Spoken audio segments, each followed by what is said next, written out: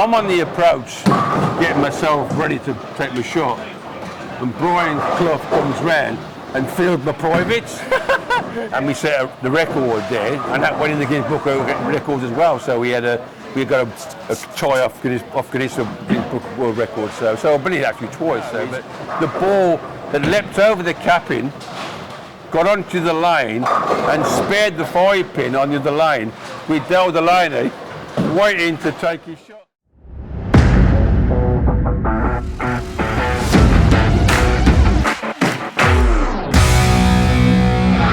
Episode 1 of the Bowling With series here at Acots Green.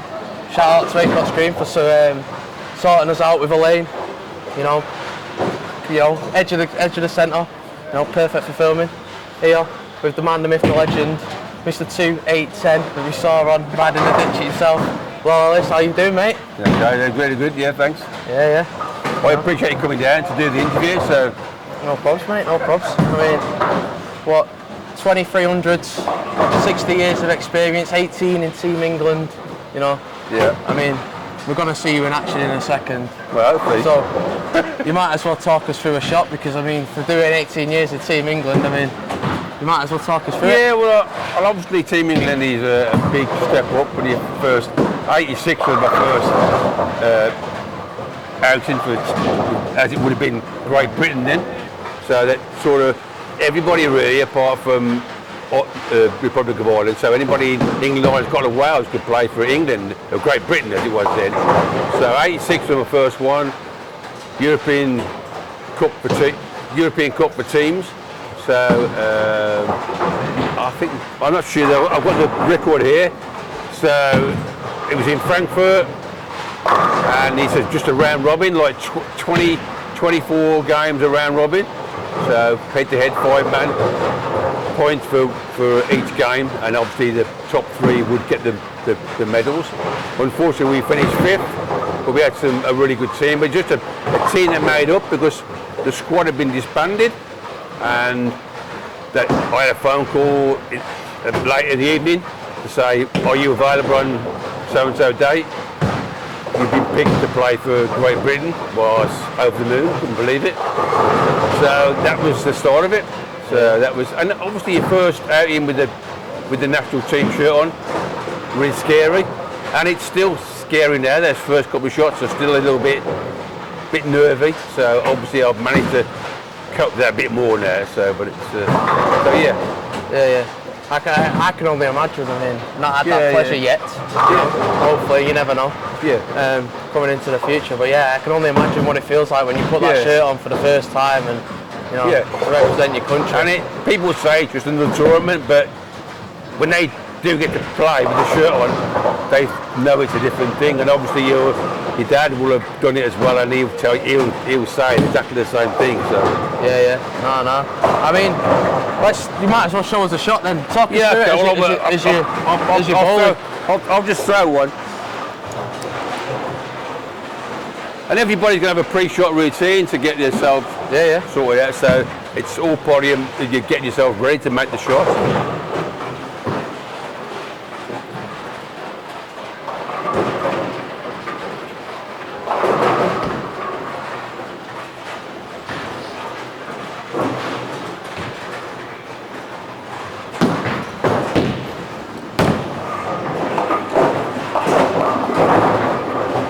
Heavy on the head pin. Not a great shot. I was doing better when I was just walking up.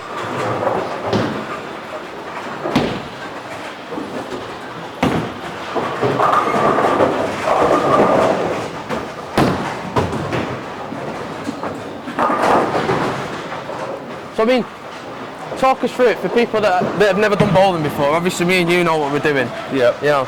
But for people that have never done bowling before, talk us through what you're doing. So, first step, just a normal. Yeah, well, for me, I take 6 steps. Right. Yeah. So it's something I developed from watching other players. George Torgerson was one that he uses 6 steps, and he's probably one of the best players in the world, probably as an amateur.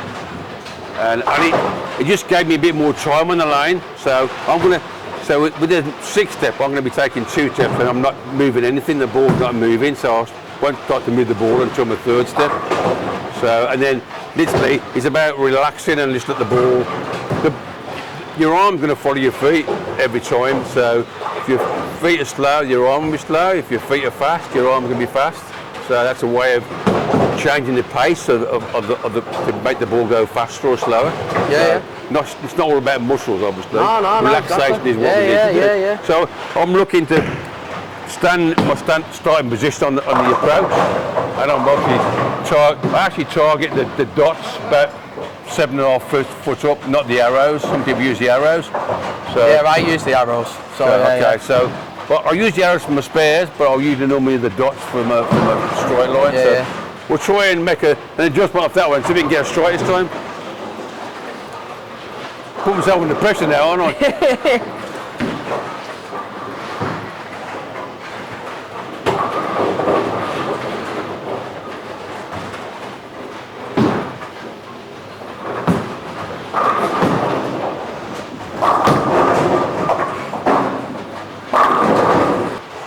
I suppose we should talk about the elephant in the room now.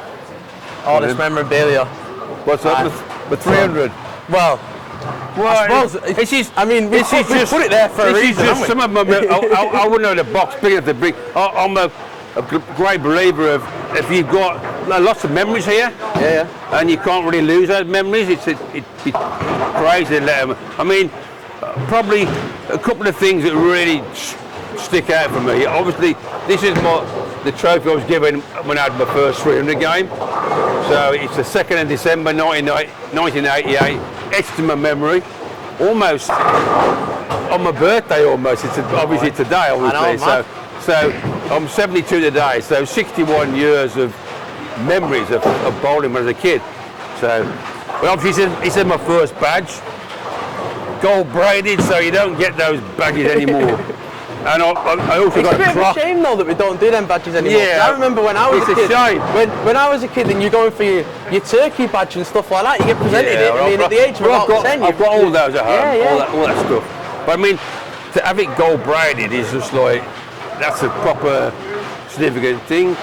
And probably the other thing that really sticks out is this one I've framed up here, which was at the ESPC senior tournament. This medal here is my most treasured possession, because obviously to win an ETBF medal is the dream of everybody. So just for people that obviously don't know what ETBF stands for, European 10-pin Bowling Federation. Yeah, well, the European 10-pin Bowling Federation, obviously. So the European event, it took me 35 years to get one of these medals, and I won the Masters, and I got obviously a gold medal for the Masters, which is the normal medal they gave us, but they also presented for only the Masters only a genuine ETBF medal, so gold medal. So that's one of my treasured possessions really. So the other stuff is just stuff of different tournaments. I won the Paris 5-man tournament, which is a mega tournament in Paris. The amount of people that you hear talk about that tournament, how good that and I was lucky enough to win it in '87, and I won it again in 2004, which is the very last one. So we won the very last event, so it never held again after we won in 2004, and with some great players who all played with, you know what I mean? So I mean, just talking about great players, I mean, you know, you must have played with some great ones. So, go on. Yeah, I mean, this is one for maybe a bit later down the line. Yeah, We've got great questions later, but guys who see the interview will hear the interview will know. The first time I won the Paris Fives, Wayne Greenall rang me up and asked me to go to play in Paris. And I said, yeah, what's your team? And he gave me the list of the team: Paul Boyle, Richard Hood, Jeff Buck, all really top class players. And I thought, well, we're not just going for the Jolly Boys weekend in Paris. And we went and we won the tournament, you know what I mean? So we never lost a single game in the round robin. So it's like you play 6 games of qualifier and the top 12 is the round robin, upstairs, tiered seating like an arena, and 12-man round robin. So we never lost a game in the whole of the round robin. So and I was so lucky to go again. So there, a few of the players I've played. Phil Scamble, a real legend in British bowling, no longer playing, but he finished second in the British Open numerous times, but then managed to win. So he's a great friend of mine and one of the top players I've played with. Yeah. Mad, mental. So, I mean, you've probably had.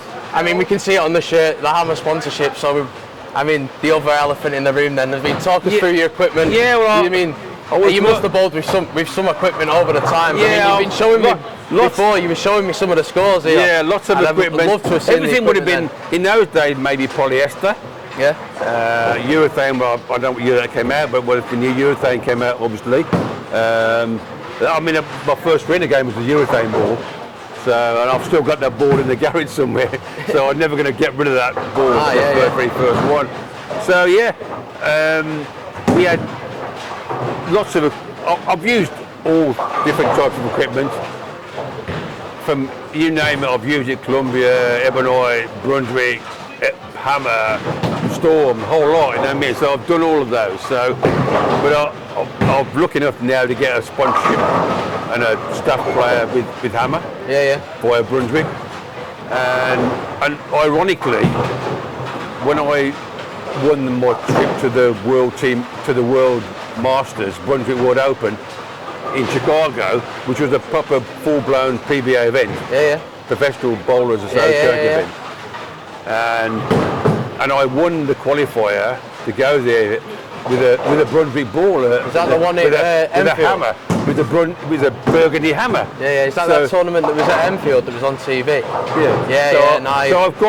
So I've gone full circle really. So that would have been a full-blown sponsorship from Brunswick, fully paid, all expected paid trip to play in the World Open in Chicago, and I was lucky enough to play on my lanes with my playing partner was Bob Learn, Mr. 300. So, and he was just like, and he's been a friend ever since. He was helped me get the sponsorship. He gave my name and my CV and my profile to Brunswick, and they offered me the deal.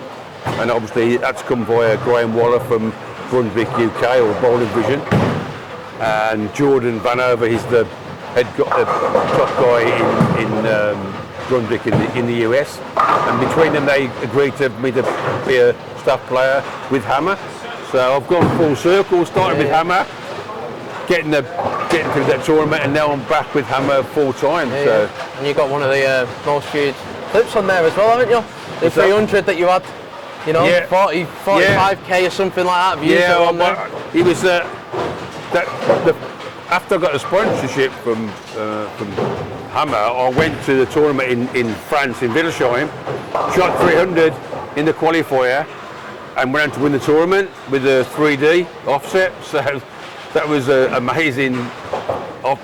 Having got that chance to show off the product and then to get a great result. Average 242 in the scratch in the round robin. So mental. I mean, so we'll go back to the Team England part. You've been in the World Championships 2015, 2017, 2019 for the seniors. You're in the 16-man squad shortlist for 2023. Obviously, you just missed out on the European squad. It was a bit of a blow for me. I didn't expect to get played because I'm 72, and obviously I played at some of these tournaments when I was like 40, in the 40s and 50s. So my last outing for Team England was 2004, which was like I was 54 then. You know what I mean? So obviously we're looking to get some younger players, or younger senior players. So I was a bit disappointed to miss out, but I'm still here. I'm still in the squad. So. I'm hoping that at some time they'll have a super senior, so 60 and over. So obviously that will be my goal. You see some of the talent that's coming through. I mean, that four-man squad. Majority of them are newbies to the senior section. So I suppose firstly, how do you think they're going to get on? I'll put you under the spot, and then secondly, just a thought on the seniors that are coming through, the new seniors, and what that senior section is going to be like. I'm not sure how they'll do. I hope they do well. Yeah, yeah. But there's a lot of good players. I mean, the last World Championships I went to in South Point in Vegas, there were guys, Thomas Lee Anderson, who's sadly passed away last year, George Jorgensen, Walter Ray Williams, all those guys were in that tournament. And some of those European guys will be in Copenhagen, in Aalborg for the senior European. So it's not going to be a cakewalk. So there are some great senior players now. They've all got older like we have. Yeah, yeah. And they were a lot younger when I played, but now they are senior players now. Yeah. So they are going to be. I mean, I'm pretty sure Tore Jorgensen will be there to play for Norway. So he'll be. But I hope they do well. But it's not. Those medals are hard to come by. There are only 3 medals. Well, you've made a Masters before in yeah, I mean, you know, Viva Las Vegas, yeah, as I would have put as the headline if I was, you know. In Samstown, we played in my first senior World Championship, and I made to qualify in the top 24. I think I qualified in about 13th place in the whole of the world. Yeah, yeah. So that was amazing for me to make the Masters. I didn't get any farther, but just to make the Masters was just to be on the same lane as some of those guys was just amazing. So yeah, yeah. No, mental. I mean, we might as well see a couple more shots then. Okay. You know, we'll go each other and we'll let the viewers see the difference. So I'm a bit more. I suppose you could say a bit more modern style than you know, as compared to your seniors with the release and stuff like that. Yeah, because obviously when I won my first tournament back in 1979, which was a major tournament for me, my first major win against a lot of the whole of the country. A lot of the southern players were really good, and I'm not a great rever of the ball, and my track would be, in those days would be called like a spinner, so my track's really low. But with the new technology, that doesn't have any effect for me now, and it's something that probably would talk about. People say that the ball technology has gone on, and it's like almost like cheating. It's allowed me to do things that I couldn't do before. Yeah. Well, I mean, you've shown me some of the scores here. I mean, I will take a picture of some of these and put them on the edit. But I mean, when you've got one lad that's hit a 700 here from what dates this? 16th of the 10th, 79. Yeah. You've got Bowers here. It's at 706, and you're the closest person with a 561. Just shows you how the technology is. Come on, because I mean, that's just if you walk in a centre now and you don't see a lead, and he would have been bowling with those.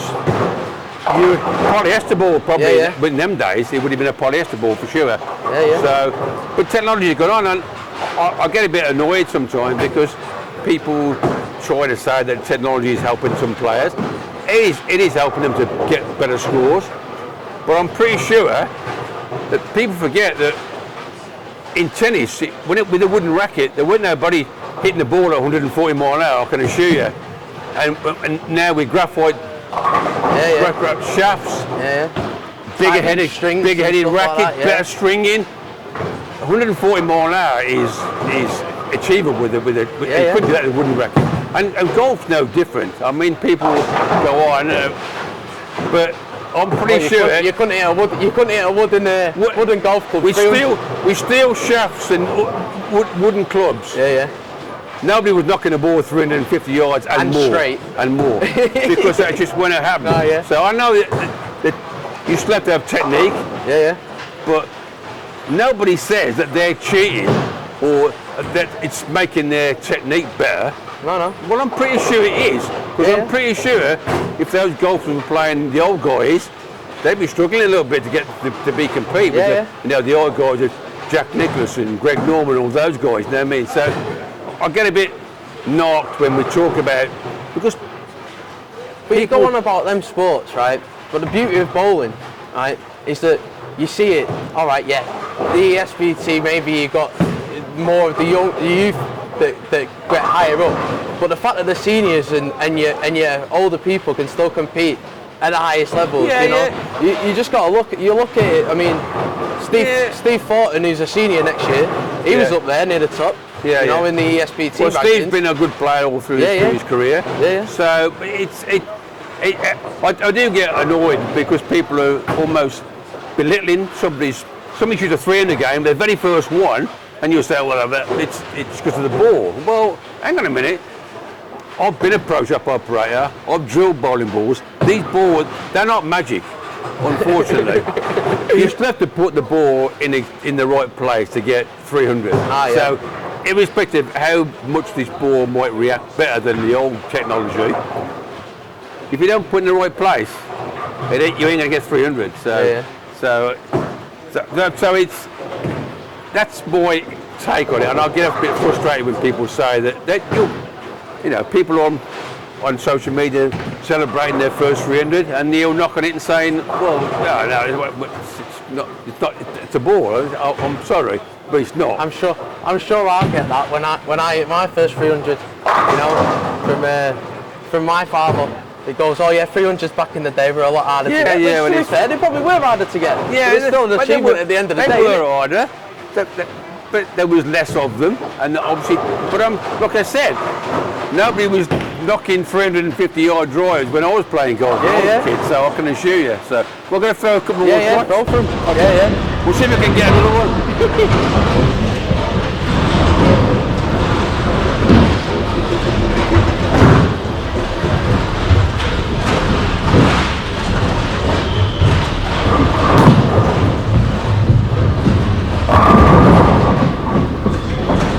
On the same shot, but it didn't go, so.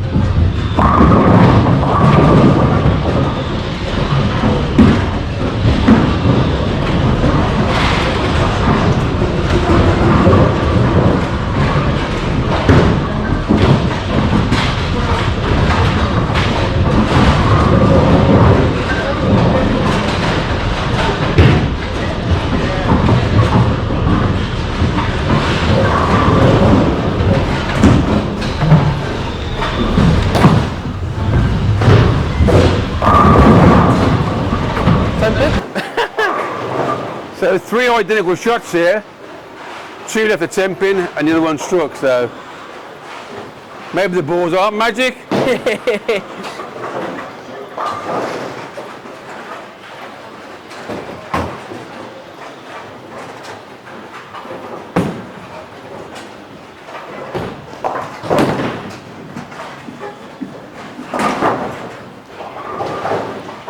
Let me chuck it through.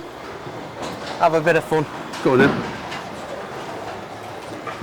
I'll tell you, line one is always most looking. Most centres are the same when you've got the wall on the side. If I throw the same shot on line 2, I'll probably miss the head pin on line 2. So. But it's the same with most centres though. It's just the way that they oil. We'll get on to that. I think it's a little bit with the topography as well. Yeah. Because obviously, like I gave the analogy with golf, obviously. But obviously, on a golf course, I can see all the trees and all the bunkers and everything else I need to avoid. Out here, there are bunkers and trees to avoid on the line, but we can't see them. Everybody will say, well, it's the same. Well, unfortunately, it's not. No, different oil patterns and everything. And the line ain't quite level as you think it is. So it makes a big difference. You've got some centres that obviously, I know for the European that they're going to in January, everybody will have a topography for if it's been done on that centre. They'll know every lane, whether it's level, whether it runs downhill, uphill. So if you imagine it's running downhill, that lane's going to be played a lot faster. Yeah. The ball's going a lot faster downhill. Not like that, but the slight incline is going to make the ball go faster. Yeah. If it's a little bit uphill, that's going to slow the momentum of the ball down. It's going to hook more. So and obviously the temperature's low as well. Of the centre, but when you get a colder centre, the oil tends to last a bit longer. It's something we've never even thought about. You know what I mean? So obviously the balls have moved on, but technology about reading the line has moved on. So people have forgotten that. They forgot that we know where the oil, how the line's running based on the topography of the lanes. You know what I mean? So they say stuff out loud, and then they're not really thinking what they're saying because obviously technology moved on, but technology moved on everything. No, definitely. Line machines are dressed with a machine that cleans and dresses and everything. When I played on the PBA in 1993 in the Chicago, they would have done it with a pump. You know what I mean? So and I went on, and I couldn't make the ball move. 1 millimetre. You know what I mean? And you played A, B, and C squad. So A is where they've dressed it in the morning. Let's pull that back down. Yes, heavy in my hand. Lots of oil. Okay, but then they don't do it again the rest of the day. So you play the B squad goes on, and they play what we call a burn. And then C squad would go on and they would play the double burn. So now, he said late at night, the lanes are bone, they are bono, you know what I mean? There's very little oil in to hold the ball on line. So, and people were on about people standing from the ball turn nowadays. I saw that back in 1993. Guys who were pretty straight players standing in front of the ball turn so they could kick the ball on the lane. So people think it's a new thing. Not a new thing. It's been 30 years ago I saw that happen. You know what I mean? So mental. Well, the technology of the oiling machines is mental. You know, I mean, saying that. I mean, the machine. It's only 30 years ago when you're saying that they were pumping the oil onto exactly. And then buffing it down with a roller. You know what I mean? So, but those guys were. And now they have ones that water themselves. I know, yeah. Well, and we have a different machine here. We have like a Brunswick machine. Which that's the only dresses on the way out, puts the oil down on the way out. It doesn't do anything on the way back. Whereas the kegger machine is a different type of machine that puts oil down on the way out. That's interesting, that. And on the way back. I didn't realise so people don't realise that. I didn't realise that the Brunswick machines didn't do it on the way back. Because it's a Brunswick machine, we can't use a lot of the patterns that a kegger kegger put out because it's not compatible. So we got enough patterns we could work with, but it's a different way of putting the light. So well, I didn't know that because they say, don't they? They say that the reverse oil makes the shot last longer. But obviously with a Brunswick machine, you don't have that option. So no, it's just interesting. Everything's on the way down.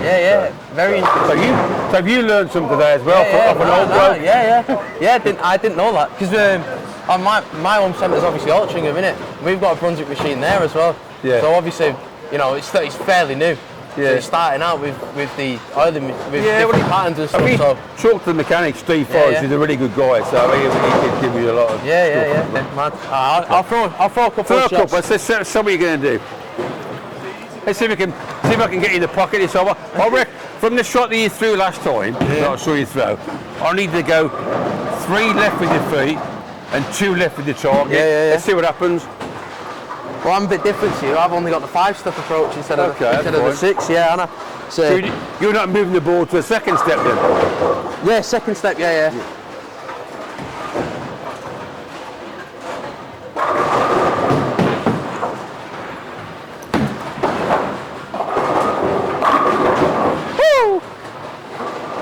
What a shot! Maybe I should be a coach as well, which I have been obviously. So. Yeah, no, definitely. I think the moves that we make now are bigger than we had in the old days. We probably maybe move our feet a little bit in the old days, but now you have to make big moves. I said to you 3 and 2. That was like 3 with your feet and 2 with your target. To be fair, that's something I don't tend to do. Without me, you didn't change anything. You did what I said, and the ball last ball you threw on there came a bit higher than the head pin. It was flush, wasn't it? So, mental.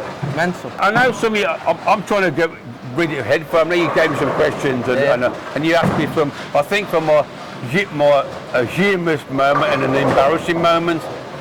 Well, this leads me on to a question that I've been told to ask you here. Right? Triple Crown last year. What's wrong with mushroom soup? Well, I hate mushroom soup. It's probably the only soup that I wouldn't eat.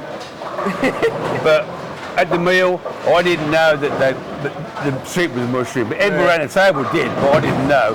So I'm saying, I want a soup. I hope it's not mushroom, but I hate mushroom. And I asked him, and he came over, and he just said, "It's mushroom," and everybody just fell apart at the table because they just knew what he was going to say. So it's just one of my better hates. So that was probably quite a humorous one. That's something that I think we've got quite a lot of in our game, and there's not really that many people that don't have it. But just talk us through about like the banter and just the. What you can have on the lane. I'm the world's worst for a bit of banter, you know what I mean? So that's it, and that's sometimes a little bit psych as well. So it's swumsy. But I'll give you one of my. It's a humorous and an embarrassing moment, all in one, if you like. I've got a couple of humorous ones, but the first one, obviously, and you're a big football man. I don't. You remember Brian Clough, obviously. Oh okay. I mean, anybody that knows football knows Brian Clough. So obviously, I was lucky to meet Brian Clough. Right. Through bowling. I met a lot of stars through bowling, and it was a Derby Super Bowl. It was the opening of the bowl, and he's a guest of honour with the Lord Mayor. So Great Britain was invited to the opening. We sent some players. Now I'm paired up with the Lord Mayor for the doubles. And Kimberly Oakley, as she's now, she wasn't then, but she was paired up with Brian Clough.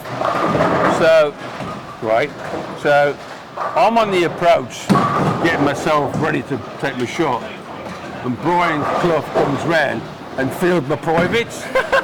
Well, that's one of my claims to fame, because you might have met Brian Clough, but you haven't had your privates felt by Brian Clough. So that was quite a humorous thing, but an embarrassing thing at the same time. And the other one, I was playing in the London International Match Play at the Airport Bowl. 128 players. It didn't want to play in that, I think, but you have to qualify from your own centre to even get in 128. Double elimination match play. I get to the winners final, I lose in the winners final. So I'm now into the losers section, playing Alan Fawcett. I'm on the right hand lane of the pair. I left the 6-10, and I bowled to try and spare it. And my ball goes in the gutter about halfway down.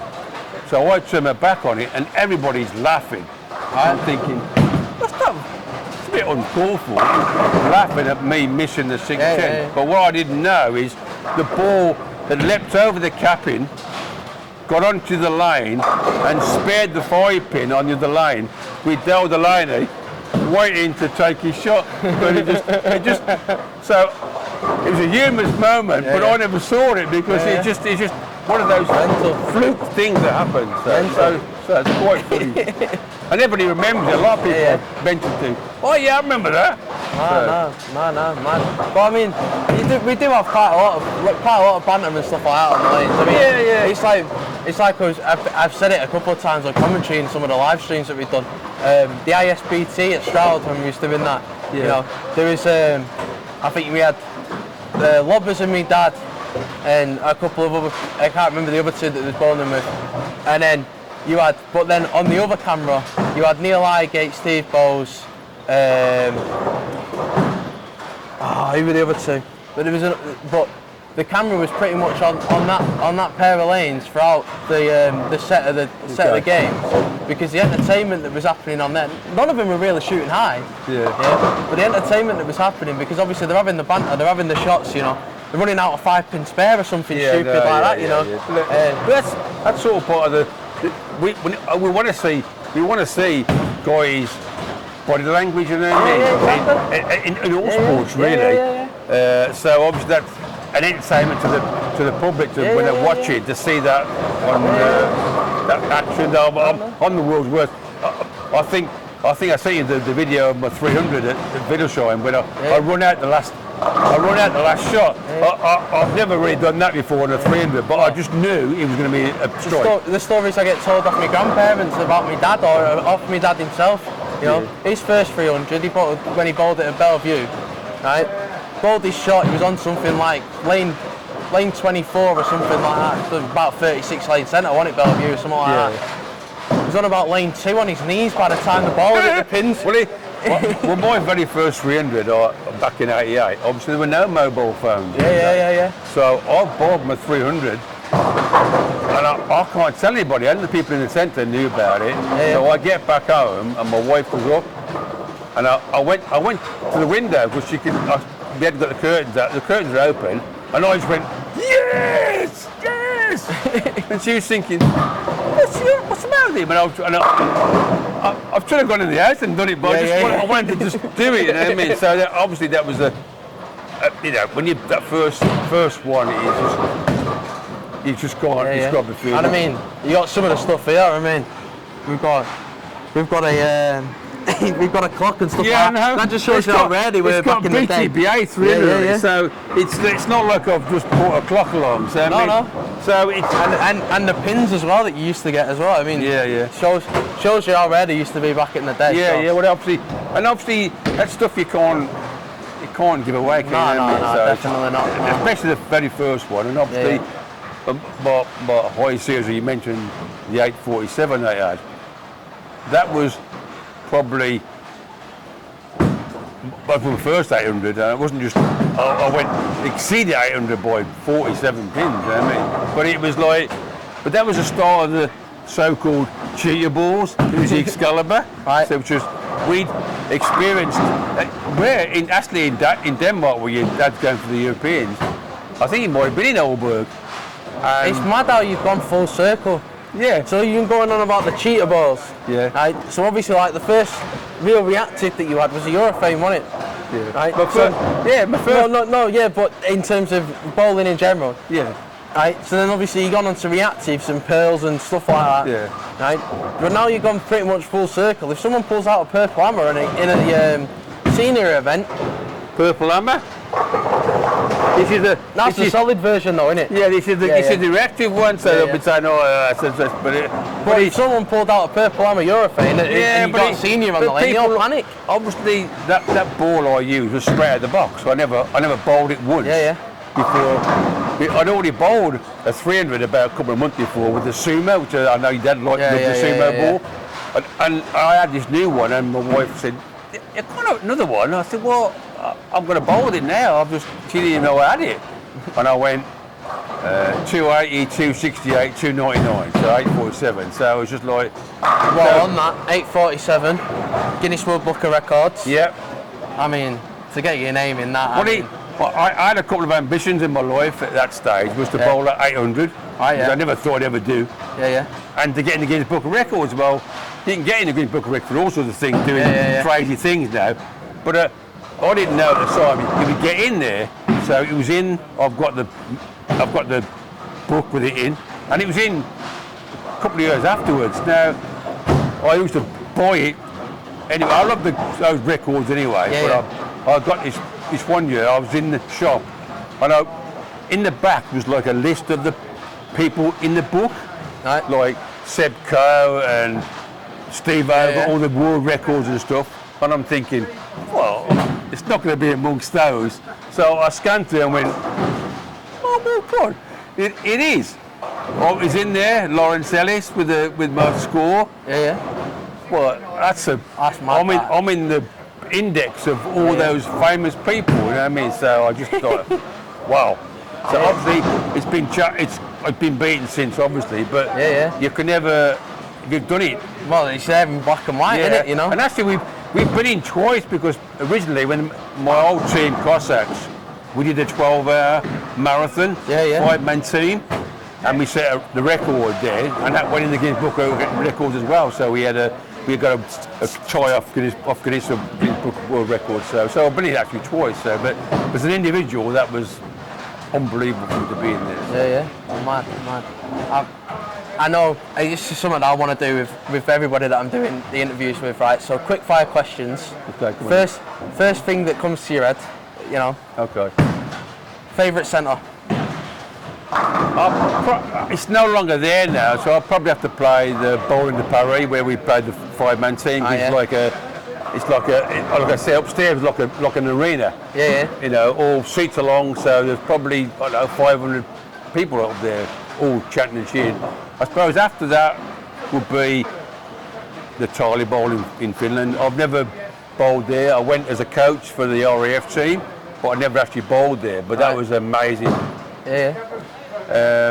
So yeah, that's probably the two most favourite ones for me. But I mean, obviously I never bowled in the Tali one, but it's an amazing place to be in. So favourite ball? Favourite what? Favourite ball of all time? Every ball that you bowled with. I suppose I'd have to say the Excalibur really, because that was just got get my 847. Yeah, 847. So I mean, it's probably not my favourite. I'd have to probably say a couple. My first one was an Eberite Fireball SO, which was my very first 300, and I had a Columbia ball, which was the Piranha, Jade Piranha, and I use it to win the Welsh Open, which is I've got the medal here when I won the Welsh Open in Swansea, and I had literally as close to two back-to-back 300s as anybody. I had a 299, 183, 299, so two 299s within the space of 3 games. So that was. How do you have a 299, a 183, and a 299? We will change your lines, I think, anyway. So, fair enough. So we're on the same pair, but I think I've had about 8 or 9 299. So But to have a 183 in the middle is a bit. Can I ask you a question then? A snap-fire question. Which of the strikes in a 300 game, which do you think is the most important? Strikes? Which is the most important strike in a 300 game? Well, it's your first one, really. Absolutely. Yeah. People would say, 10 point 11. What? The first one, because because you can't have a 300 without the first one. Exactly. And then the second one is obviously the second most important one. Is the next one. The 12th one is the least important. Obviously. Yeah, but the one where your bottle goes the most is the 12th one. I can relive that first 300. I was so nervous, and I can relive that moment because I had no feeling in my legs. My legs were like jelly. So I literally just crouched down to get some feeling back in my legs. And I felt better. I got the 10th one, so I did exactly the same for the 11th one and for the 12th one. So that was a learning curve from getting to the 10th one before and missing out and thinking, well, I know I did wrong there. I was too nervous. My legs were like jelly. My stomach was turning over. So getting that feeling back in my legs got me to get my first win. So you've bowled with some pretty amazing people. Five-man team, including yourself, so 4 others, of all time. You don't have to have bowled with them. It can be anybody. Yeah, okay. But 4 other people. Well, definitely being my team would be Tim Mack. Right. I was lucky enough to bowl in the doubles with him in the Pro-Am we went at Burton. So I'll tell you a funny story about that one. And obviously, for me, it's an all-time legend for me. He's Pete Webber. So I watched him when he was like 19, when I was a kid. And I thought, this kid is just unbelievable, you know what I mean? And he's still unbelievable now. His game hasn't really, his whole technique has not changed. He has a 90-degree axis of rotation, so the ball's going like this down the lane. You try to do that. There ain't been too many people that can do that. So that's 2. I'd probably want Roy Barrows, who I said back in back in '79 was bowling 700s when people couldn't get 500, let alone 700. Well, I said I'd take a couple of pictures of them and I'll put them on. He's just probably the best left-hander I've ever seen, ever. He would come and practice here. He used to bowl here. He would practice for 2 hours just bowling at a 7-pin, just to that's how dedicated he was. I had to pick one more. It's going to be I'm going to have to pick another PBA player. Go on. EJ Tackett, because looking at that person, he was a college lad. They'd call him like a bit of a nerd, you know what I mean? He just looked. But my God, when he throws the ball down the lane, I would love to be able to just do one shot like that. So he's just unbelievable as a player. So I don't know. So that's my 4 that I'd pick. So now there were 3 PBA players and my all-time left-hander that I'd pick. So I mean, you all need a left-hander in the team anyway. So. Oh yeah, definitely, especially if he's a left, of course. Yeah. I mean, you say that you've had somebody throw it backwards on the left-hand side. I know, that's mental. That. Yeah. What else did I have on quick fire questions? I think you're going to ask me about my doubles partner. I think. Doubles. Mixed doubles partner. A tough one. Because I know that's something that they're going to introduce into the European Champions next year. Yeah. So. I'd probably have to go way back when I was a kid, and a lady used to play. She's probably about 7 years older than me. So when I was like 14, when I was playing the adult league, I wanted to play the adults. To be better. And she would be 21. Her name was Jill Hunt. Now she's now Jill Holt. She got married. So, and she's played for Great Britain and won medals. So she was a really great player. So she was a great player to be for my mixed doubles. So she's an old player. She should be in the Hall of Fame. It's one of them people that you've seen when you're a kid and you've got inspiration from. I always think, oh my God, for a woman player, she was the best I could see. It's ironic that because one of the people that I remember when I was a kid that you watched bowl, I mean, bowling when I was a youth kid, Blackburn YBC and stuff like that. You had Zara Giles that bowled there, and obviously, I mean, arguably one of the better Team England players that's ever graced the England shirt. You know what I mean? So it's ironic that. One of the people that I remember as a kid as well. There are lots of people I could pick from modern game, but she'd be definitely one to play mixed doubles. Mad. And I think you asked me for a doubles partner, weren't you? Well, go on then, doubles partner. I can't remember my questions. To be honest with you. There'd be a couple probably. There'd be a couple. The 2 guys I've got to know really well from guys coming over to clinics with Bob Learn and Amleto Monticelli. So I wouldn't want to upset either of them, so I'll probably have to have one of the sub. So I have to pick both of those, Bob Learn or Amleto, because Amleto had been a true friend.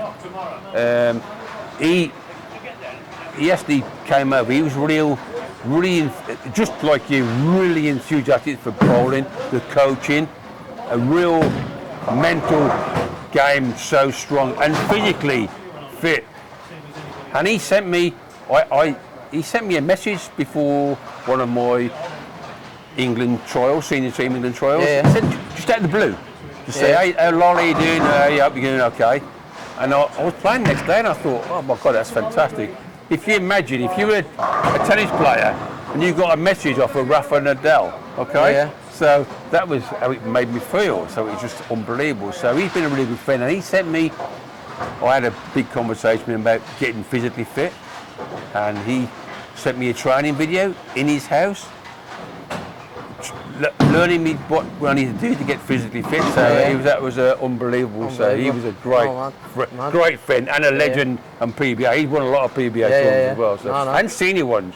But on that though, I suppose, and this goes on to the legacy of the sport now.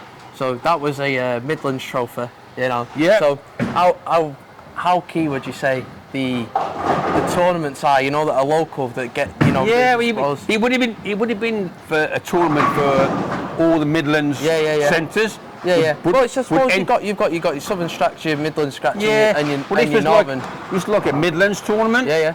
And obviously it was called the Indian Male and tournament, and it was for 5-man teams.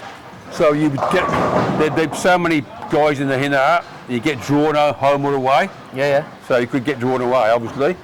So and we would play over a 3-game total, and obviously we get knocked down until we get the actual final. That was probably, depending on where the teams were from, they'd be held in a neutral place. If it was from here, probably, I think we have played the final here because both teams are from here. Yeah. And I've been lucky enough to win it a couple of times anyway. So it's, but it was a prestigious trial, and obviously there was sponsorship from the local Birmingham Mail. Just to put the money up for the trophy. So the trophy's been re-silvered to get back to its pristine position as it was when it first had it. It's been a long time. I can't remember the last time. It's actually a real nice trophy, to be fair. Yeah, it is. Yeah, and obviously it definitely denotes bowling, doesn't it, with a bowling ball on it? Yeah, which definitely. Makes, you know, sometimes the cup doesn't really tell you what sport you're doing. No.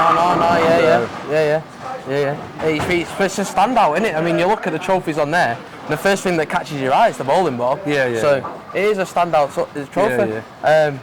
I suppose then, on the legacy of the sport, we're going to have to talk about it. Pins on strings, you know. Yeah, I mean, people are anti pins on strings. You know what I mean? And unfortunately, it's something that's going to happen. It's not whatever. We're not going to be able to stop it happening.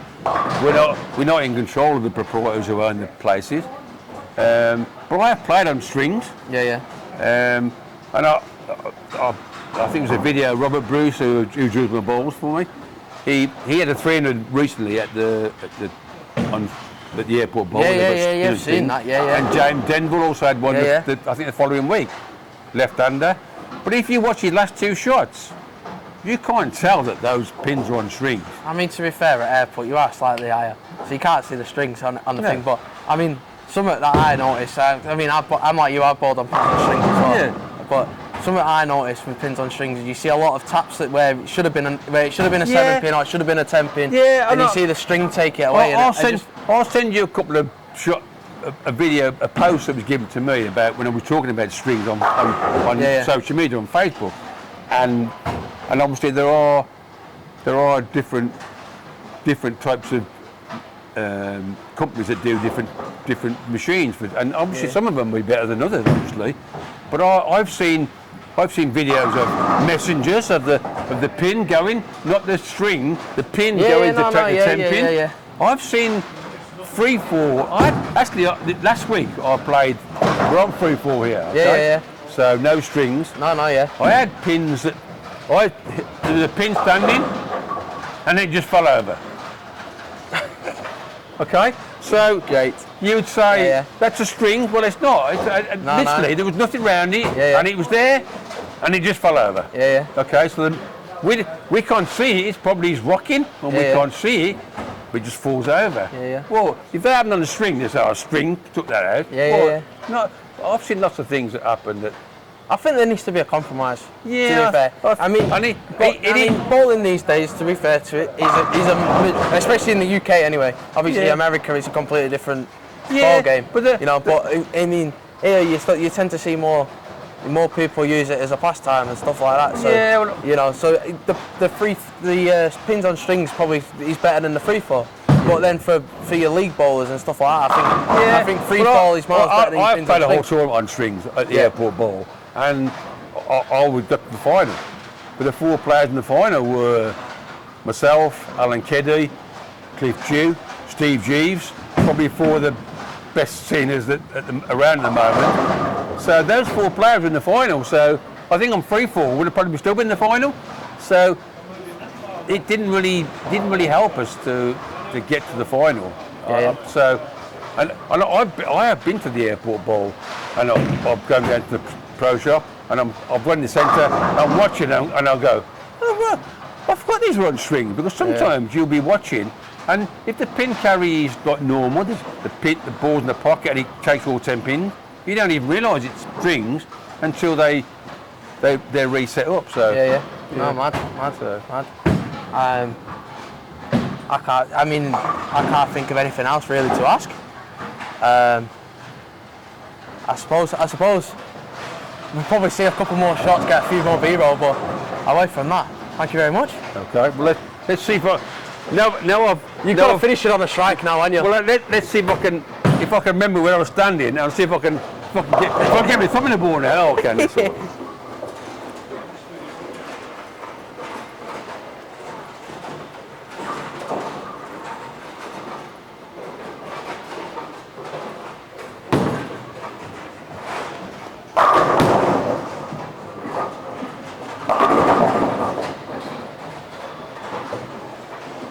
Not this time. I think we're going to I'll have one more. I think I can get one more. You've got to finish it on a strike. Oh, You've got to finish it on a strike. I'm definitely going to finish on a strike.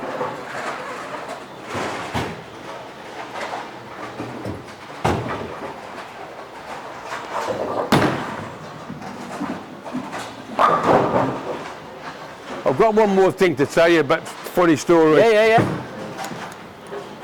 Okay, so this is the pressure shot then.